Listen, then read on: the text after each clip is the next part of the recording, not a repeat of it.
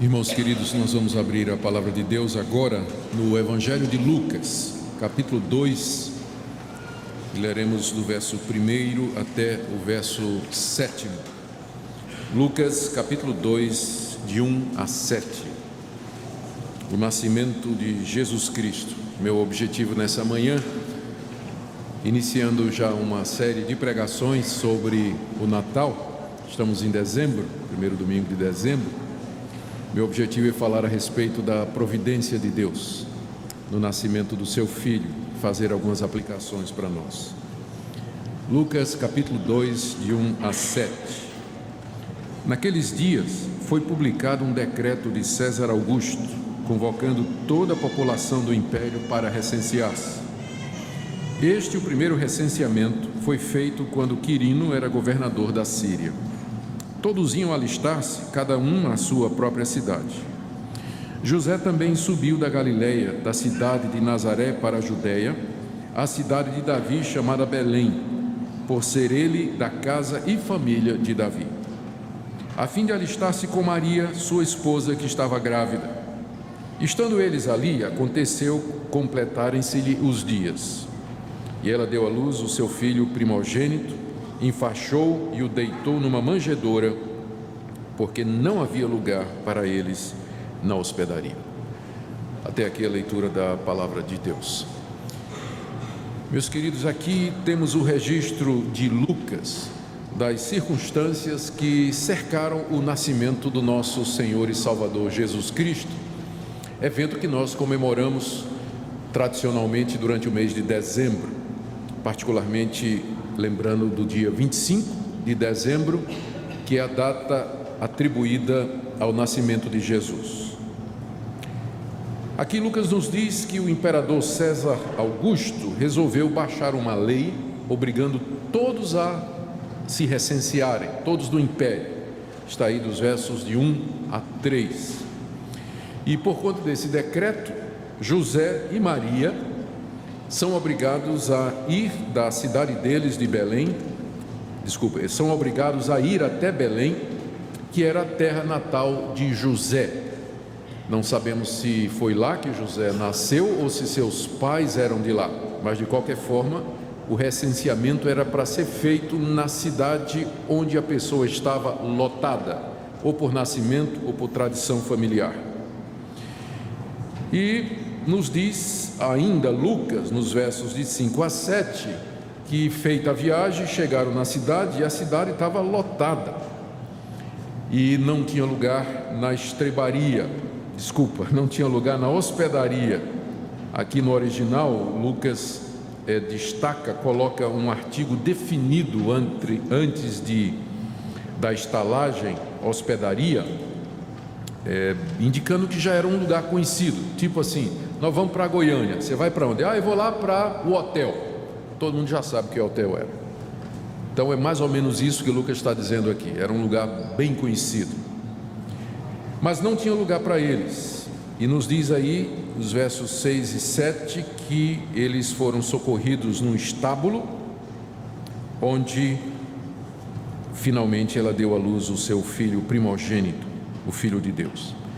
Meus irmãos, é um relato sucinto, é um relato breve, não tem muitos detalhes, mas é evidente que, embora Lucas não diga de maneira muito clara, ele está mostrando como Deus estava guiando as circunstâncias, os acontecimentos e os eventos, para que seu Filho Jesus Cristo nascesse naquela pobre e humilde vila de Belém. E aqui nós estamos diante de uma das doutrinas mais preciosas e queridas para nós da Bíblia, que nós chamamos da providência de Deus. A providência de Deus é a maneira sábia, justa, frequentemente misteriosa, pela qual Deus dispõe e dirige todas as coisas, os acontecimentos, até as ações de suas criaturas, para o louvor da sua glória e para a realização dos seus planos. Nós estamos diante aqui do poder de Deus para guiar o curso da história de tal maneira que tudo o que acontece contribui para os planos que Ele traçou desde a eternidade. Esse é o Deus em quem nós cremos, esse é o Deus a quem nós adoramos nesta manhã, E é a sua providência que nós lembramos quando percebemos como o nascimento do seu filho aconteceu. Eu queria destacar 3 pontos aqui sobre a providência de Deus e depois fazer algumas aplicações para nós. O primeiro é que Deus governa todos os acontecimentos e faz com que tudo ocorra de acordo com a realização dos seus propósitos. Os profetas de Israel, 600, 700 anos antes desse episódio aqui, haviam antecipado a chegada do Messias, aquele que haveria de ser o ungido de Deus, o Salvador do mundo. Por exemplo, o profeta Miqueias, no capítulo 5, verso 2 do seu livro, escreveu: "E tu, Belém Efrata", essa Belém aqui é a mesma onde José e Maria vão, e lá nasce Jesus. "E tu, Belém Efrata, pequena demais para figurar como grupo de milhares de Judá", era uma cidadezinha tão pequena que o profeta diz assim: quase que não dá para contar você, Belém, quando nós fazemos o levantamento de todas as cidades de Judá, porque é tão pequenininha. Sabe aquelas cidades pequenininhas que nem aparecem no mapa do GPS? Então, era Belém de Judá. Então o profeta diz: tu és tão pequenininha que nem aparece no mapa, mas de ti me sairá aquele que há de reinar em Israel, e cujas origens são desde os tempos antigos, desde os dias da eternidade. Há um contraste aqui óbvio no que o profeta está dizendo.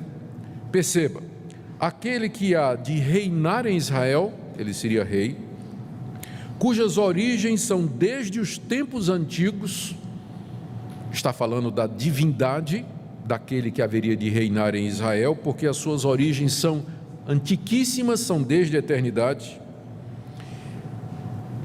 Esse ser poderoso, essa pessoa divina, cheia de autoridade, ia nascer numa cidade que mal cabia no mapa. Isso o profeta tinha dito, parecia absurdo, não é? Não combina com a figura do ungido de Deus, do rei de Israel, o salvador do mundo. A gente esperaria que ele nascesse na capital, Jerusalém, mas o profeta está dizendo que ele ia nascer numa vila desconhecida. Tome, por exemplo, a profecia de Isaías, no capítulo 53, versos 2 e 3. Também falando sobre o Messias, Isaías diz: porque ele foi subindo como um renovo perante ele, e como raiz de uma terra seca. A figura que o profeta está usando aqui é dos desertos da Judeia, quando depois de um tempo de chuva, algumas raízes brotam e produzem uma planta e suas folhas, é chamado de renovo. Então ele diz que o surgimento do Messias seria como uma planta no meio do deserto, uma raiz seca que de repente começa a brotar. Não tinha aparência nem formosura, aquelas raízes eram tortas, retorcidas, não era uma planta bonita como, por exemplo, uma rosa ou um jasmim ou coisa parecida. Não tinha aparência nem formosura. Olhámo-lo, mas nenhuma beleza havia nele que nos agradasse. Não era uma coisa que agradasse aos olhos. Ele está usando essa figura do renovo para dizer que o Messias não seria uma pessoa de aparência atrativa ou de formosura, como ele diz em seguida: ele era desprezado e o mais rejeitado dentre os homens, homem de dores e que sabe o que é padecer, e como um de quem os homens escondem o rosto, era desprezado e dele não fizemos caso. O profeta está também se referindo àquele mesmo ungido que Miqueias diz, só que a sua aparência, o seu estado, a sua condição na qual ele veio ao mundo, era de alguém que é humilde, aparentemente desapercebido, alguém que não chama a atenção. Em outras palavras, a origem humilde do Messias, o local do seu nascimento, a sua condição em que ele nasce, de pobre e desprezado, os profetas haviam anunciado cerca de 600 a 700 anos antes. E como é que Deus, de repente, cumpre tudo isso através do decreto de um imperador pagão que nem acreditava em Deus, que nem sabia dessas profecias, que não tinha a menor ideia, na hora que ele pegou a caneta e fez o decreto, que ele estava daquela maneira cumprindo o que Deus havia determinado 600 e 700 anos antes de acontecer. O que eu estou dizendo aqui é que Deus governa os acontecimentos, Deus atua nas circunstâncias de tal maneira que a sua vontade sempre é realizada. E de maneira misteriosa, que nem sempre entendemos, compreendemos e às vezes nem queremos aceitar, mas Deus faz com que tudo colabore para o fim que Ele determinou. Mesmo que as pessoas não saibam, não creiam, não acreditam, mas de uma forma misteriosa, Deus conduz o rumo da história. Por isso que nós não acreditamos em sorte, não acreditamos em azar, não acreditamos em destino, embora tenha crente que consulte o horóscopo. Não é? O que é que os astros estão dizendo, como se os astros controlassem o destino da humanidade? Astro não controla coisa nenhuma. As pessoas acreditam em azar. Às vezes a gente até brinca dizendo assim, puxa, mas que azar, não é? Mas isso na boca de um crente é só linguagem, é só uma expressão, porque de verdade, se ele é crente, ele não acredita que as coisas acontecem por acaso, ou que existem forças misteriosas do bem e do mal, que às vezes dá certo para um e às vezes dá errado para outro. Nós não acreditamos nisso, esse negócio de destino, não é? Um destino cego, assim, que vai, não importa o que você faça, as coisas sempre vão dar errados para você. A pessoa que já nasce, o outro que já nasce como uma estrela, que tudo que ele faz dá certo, são todas concepções pagãs, não tem nada a ver com o cristianismo. O cristianismo é a respeito de um Deus todo-poderoso, Senhor dos céus e da terra, onisciente, onipotente, onipresente, que desde a eternidade planejou e decretou tudo o que há, isso de uma forma sábia, justa e boa. Nós podemos não entender os planos de Deus e muito menos a maneira como Ele conduz as circunstâncias, porque nesse mundo existem tragédias, existe dor, existe doença, existe perda de entes queridos, filhos que morrem, violência brutal dos seres humanos. Nenhuma dessas coisas escapa ao plano de Deus. E no dia dele, no tempo dele, haverá de fazer justiça e juízo a todos. O que nos interessa aqui nesse primeiro ponto é saber que o universo não é um trem desgovernado, que a história não caminha feito um animal que foi solto do seu lugar e está perdido no mato e não sabe para onde vai. Há um Deus cujo pulso poderoso segura as rédeas da história e dos acontecimentos e guia tudo de acordo com o seu querer e a sua vontade. E o bom é saber que Ele nos ama e que todas as coisas cooperam para o bem daqueles que amam a Deus. Quando nós temos consciência disso, a vida adquire uma outra perspectiva. Nós podemos não entender, mas se nós confiamos nesse Deus, então nós podemos olhar para as circunstâncias e louvar a Deus, quaisquer que elas sejam.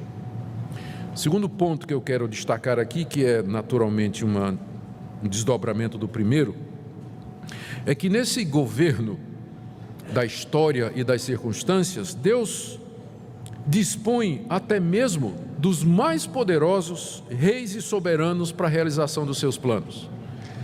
Às vezes nós olhamos para o mundo, para a história, para os acontecimentos, e ficamos impressionados com o poder que determinados indivíduos adquiriram durante a história. E nós às vezes tememos diante destes homens, do poder que eles têm para nos fazer o mal, para nos oprimir. Mas quem de fato conhece a Bíblia e o Deus que ela nos revela, não teme diante de autoridade alguma, de homem nenhum.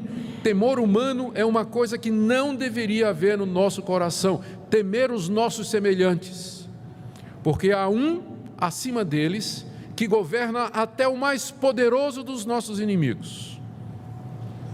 Quem era César Augusto? capítulo 2, verso 1. Foi publicado um decreto de César Augusto. César Augusto foi o primeiro e provavelmente o maior imperador de Roma. Ele viveu no ano 31 a.C. e morreu no ano 14, quando Jesus teria 14 anos, se a nossa cronologia está correta. Ele foi um imperador tão poderoso que deram a ele o título de Augustus, que significa exaltado. A culpa não é minha, é do meu pai, ok? No ano 27 a.C., o Senado romano lhe deu esse título por causa da glória do seu governo, do poder que ele tinha. Ele acabou as guerras que haviam nas províncias conquistadas e estabeleceu o que ficou conhecido como a Pax Romana. Havia paz em todo o território do Império Romano, embora, é claro, aquela paz fosse imposta por força dos exércitos romanos. Mas além de um grande conquistador militar, ele foi também um grande desenvolvedor da literatura, da arquitetura e das artes. Nesse período, a literatura floresceu dentro do Império Romano, se valorizava o trabalho das escolas de filosofia, dos artistas. É desse período que vem muitas daquelas imagens esculpidas, daquelas esculturas bonitas que nós apreciamos, aquelas obras de arte antiquíssimas. E esse homem, que era o homem mais poderoso do império, um dia, nós vamos ver daqui a pouco os motivos, ele resolve baixar um decreto que obrigava todos do império a se alistar. Eu fico imaginando a cena: César Augusto sentado lá no seu escritório, na mesa de mármore assim, e aí o secretário chega humilde, não é, com assim uma penca de umas 30 petições ou documentos que tem que ser assinado. Ele diz: primeiro, traz, ele talvez nem lesse, César Augusto, assinasse. Segundo, ele assinou. Qual o próximo secretário? Não, tem um pedido aqui para fazer paz lá na província tal, está autorizado. Qual o próximo? Não, o Senado está achando que está na hora de fazer um recenseamento. Deixa eu assinar aqui. Tá?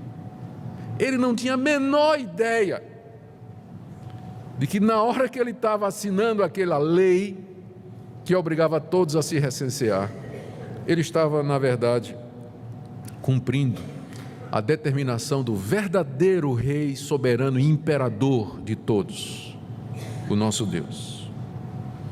Quem era o governador Quirino? Está aí no verso 2. O primeiro recenseamento foi feito quando Quirino era governador da Síria. Quirino aparentemente governou a Síria, que era a província romana onde estava a Palestina, em 2 períodos. E é interessante que nos 2 ele mandou fazer um recenseamento por ordem de César. E aqui Lucas se refere ao primeiro recenseamento que Quirino fez.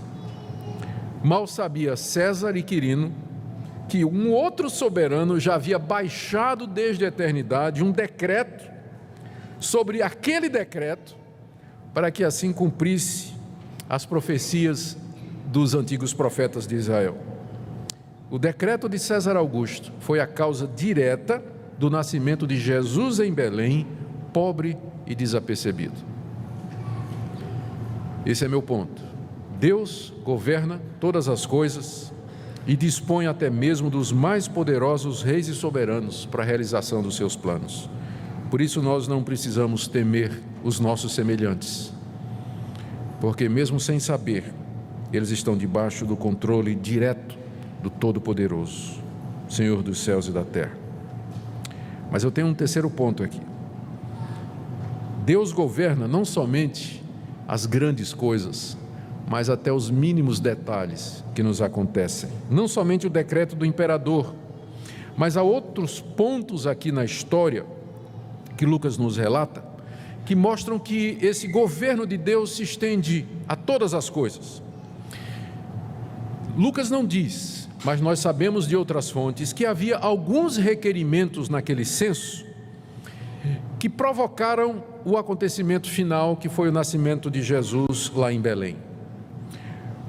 Os imperadores determinavam o recenseamento por 2 motivos: alistamento militar e pagamento de imposto. Eles queriam saber quem são as pessoas em idade produtiva debaixo do seu governo, para que estas pessoas pagassem imposto. Então o interesse era financeiro e também eles queriam saber os homens com uma certa idade, provavelmente 18, 19 anos, ou mais cedo naquela época, para poder serem alistados dentro da milícia romana, do exército romano, que sempre estava precisando de soldados. É interessante que os judeus eram isentos do serviço militar. José não precisava se alistar para servir ao exército, mas não estava isento do imposto. Por isso ele tinha que ir a Belém. Ele não precisava ter levado Maria, só que na província da Síria, onde Quirino era governador, tinha uma lei que dizia que mulheres acima de 12 anos tinham de pagar uma taxa também. Então, por isso que Maria vai, porque você deve ter perguntado, por que José fez essa viagem com a mulher de 9 meses, não é? Se ele é que tinha que se recensear, ela podia ter ficado. Maria, somente naquela província da Síria, as mulheres acima de 12 anos tinham a obrigação de se alistar, de fazer o recenseamento. E aí então você encontra Maria indo. Maria também era da ascendência ou da descendência de Davi, por isso ela também tem que ir a Belém com seu marido. Outro detalhe, a distância entre Galileia e Belém era de 10 quilômetros. Belém estava ao sul da Galileia, e que daria 3 dias de viagem normalmente. Quando eles chegam na cidade, a hospedaria está lotada por causa da quantidade de pessoas que foram ali se alistar. De repente aparece uma possibilidade numa manjedoura. Na verdade, há tradições muito antigas que dizem que era uma gruta que servia de estábulo para guardar os animais. Por isso que algumas representações muito antigas do nascimento de Jesus colocam dentro de uma gruta, onde então os animais eram protegidos durante a noite. E lá tinha a manjedoura, que era onde se colocava o feno, a palha, enfim, o que o animal precisava para comer. E aquilo virou um bercinho. E tudo combinou com aquilo que Lucas diz no verso 6. Estando eles ali, aconteceu-se completarem os dias. Bateu certinho, que não adiantava nada José e Maria irem para Belém se não tivesse chegado exatamente o tempo do nascimento de Jesus. A viagem longa e demorada, o estresse do hotel fechado, lotado, os requerimentos dos detalhes de Maria aí também, tudo contribui como um encaixe de peças num quebra-cabeça, formando o quadro final que o profeta Miqueias tinha dito, Isaías tinha dito, que ele, humilde e desapercebido, ia nascer numa cidade pequenininha. Ou seja, todos os detalhes da história, no final, levam para o que diz o verso 7, e ela deu à luz o seu filho primogênito, lá em Belém, como o profeta tinha dito. Mas um ponto aqui que eu queria dizer. Eu quero aqui dizer para vocês, ou chamar a atenção, para que essa é a maneira pela qual Deus costumeiramente dirige a nossa vida. Um milagre, que é o que está no verso 7, é uma ação excepcional de Deus. Eu sei que nós vivemos numa época em que as pessoas dizem que se não tiver milagre, não tem Deus. Deus só está no milagre. E eu sempre aponto para esse episódio aqui, o maior de todos os milagres, que foi Deus se fazer homem e nascer.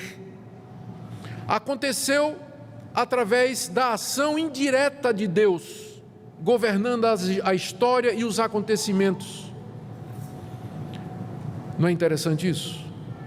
O evento central na história da redenção, que é o nascimento do Filho de Deus, Deus feito homem, ele acontece cercado de providências, ações de Deus na história, decretos de imperador pagão, a hospedaria lotada, uma viagem que dá o tempo certo, tudo concorreu de maneira natural para o plano de Deus. Hoje eu sei, no Brasil, há um tipo de evangelicalismo que defende que Deus só se move no sobrenatural. Vou usar a expressão deles. Eles estão sempre atrás do mover sobrenatural. Tem que ter um mover sobrenatural. Não teve nenhum mover sobrenatural aqui. O que é de sobrenatural? Um imperador está despachando lá os seus papéis? O que é de sobrenatural? Você obedecer uma lei e se recensear? O que é de sobrenatural? Chegar numa cidade e não tem um lugar no hotel, você sai procurando o que tem e entra lá como única opção. O que tem de sobrenatural nisso? Não tem mover sobrenatural nenhum. Mas tem pessoas hoje que só querem um mover sobrenatural. Só que Deus, na maior parte do tempo, Ele se move no natural. O sobrenatural é uma exceção. Sobrenatural é quando Deus suspende as leis normais que Ele já determinou. É quando Deus intervém no curso da história, suspendendo a maneira normal pelas coisas acontecem e fazendo acontecer de forma direta pelo seu poder aquilo que Ele quer. Tem um milagre aqui, sim, está no verso 7, é o nascimento do seu filho. Mas esse milagre, ele só aconteceu porque Deus, na sua providência não sobrenatural, mas usando os meios naturais que Ele próprio estabeleceu, fez com que viesse a acontecer. O mundo, ou o modo normal, regular e claro de Deus agir no mundo é mediante o uso de meios, leis e circunstâncias naturais e humanas. Eu quero terminar com algumas aplicações para nós aqui. Eu não estou dizendo aqui que Deus não vai operar milagres. Eu não estou dizendo aqui que Deus não se move no sobrenatural, para usar a expressão. Eu não estou dizendo que Deus não é poderoso para intervir de uma maneira inesperada numa circunstância, mudando completamente o curso dela, nos beneficiando em resposta às nossas orações. Ele pode, Ele é Deus, Ele faz o que Ele quiser. O que eu quero dizer é que a Bíblia nos ensina que Deus age na história através da providência. A maneira normal de Deus nos sustentar, por exemplo, não é fazer um corvo trazer pão todo dia, como Ele fez para Elias, nem o maná cair do céu para os israelitas no deserto. A maneira normal de Deus nos sustentar é abrindo portas para que você estude, você se prepare, você trabalhe, você tenha uma profissão e você ganhe o seu dinheiro. Você pode pedir a Deus o que Ele nos disse que deveríamos pedir: dá-nos o pão nosso de cada dia. Mas isso não quer dizer que Deus vai abrir uma janela no teto da sua casa e cair um pacote de pão francês todo dia para você. O que significa é que Ele vai guiar as circunstâncias, guiar os acontecimentos para que você consiga um trabalho, que você trabalhe e você ganhe o seu salário e o gaste da maneira correta. Nós podemos orar para que Deus nos cure das nossas doenças.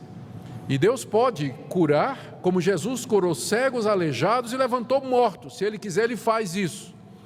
Mas a maneira normal pela qual Deus responde às nossas orações é através dos meios que Ele já estabeleceu, através da medicina, através da química, através do conhecimento que nós temos do corpo humano, de substâncias que estão na natureza que nos auxiliam à recuperação. É a maneira normal dele fazer isso. Ele pode fazer um milagre? Claro que pode. Eu estou dizendo isso porque às vezes as pessoas ficam decepcionadas com Deus, porque pedem a Deus o que Deus nunca prometeu que daria, um milagre. Às vezes a resposta de Deus é muito mais simples do que você imagina, ela está diante de você. Eu gosto daquela história, vocês na certa já ouviram, teve uma enchente numa cidade, né? O rio quebrou, estourou a barragem e começou a inundar a cidade, e aí mandaram evacuar a cidade, todo mundo tinha que sair. Aí tinha um crente lá, era o crente mais piedoso da igreja, que ficou na sua casa, todo mundo foi embora, ele ficou na casa. Aí o pessoal, né, levantando assim as calças, já andando, cada um com suas coisas na cabeça, disse: ô seu João, o senhor não vai sair não? Eu disse: não, estou orando aqui, Deus vai me libertar, Deus vai me dar livramento. A água continua a subir, né? O pessoal já passa com água aqui nos peitos, nadando, saindo da cidade. Seu João lá, né? Água aqui. Seu João, o senhor não vai não? Não, estou orando, Deus vai me libertar. Então a água já tomou o primeiro andar, ele sobe no segundo, né? Aí já passa os caras de bote, de barco, né? O pessoal já passa de barco. Seu João, vamos embora. Estou orando aqui. Seu João, vamos embora, entra aqui. Não, estou orando, Deus vai me livrar. Finalmente chega no telhado, o seu João fica lá no telhado, passa o helicóptero da polícia, dos bombeiros, dizendo: seu João, vamos embora. Não, Deus vai me livrar. E o seu João morre afogado e chega no céu. E quando chega no céu, ele diz assim: mas Deus, eu estava orando para o Senhor me livrar, o Senhor não fez nada. Disse: ó João, eu mandei uma canoa, mandei um helicóptero, você não quis. Então tem muita gente assim. De repente a resposta está na sua frente. Os caminhos de Deus, a providência dele, como ele nos guia e nos orienta. É menos Deus? Claro que não. Mas mostra a sabedoria dele, o poder dele e a misericórdia dele. E foi assim que Jesus nasceu. Meus irmãos, o nascimento de Jesus, que nós comemoramos durante esse mês, sem dúvida nenhuma é o evento mais importante na cristandade, dentro dos atos salvadores de Deus. Na verdade é uma combinação, encarnação, morte e ressurreição. Mas ele inicia os atos salvadores de Deus em Cristo Jesus. E nós louvamos a Deus por isso. Mas vemos também como Deus encaminha a história para a realização dos seus planos. E como nós devemos confiar nele. Todas as coisas cooperam para o bem daqueles que amam a Deus. Há um Deus que está no controle. Por isso, não se desespere, não se angustie, não viva aflito, ansioso e preocupado com temores humanos, nem com medo do amanhã, porque há um Deus que controla a história e todas as coisas, e Ele ama o seu povo, e Ele faz com que, ao final, a glória seja dEle, para o louvor da sua glória e a alegria do seu povo. Amém.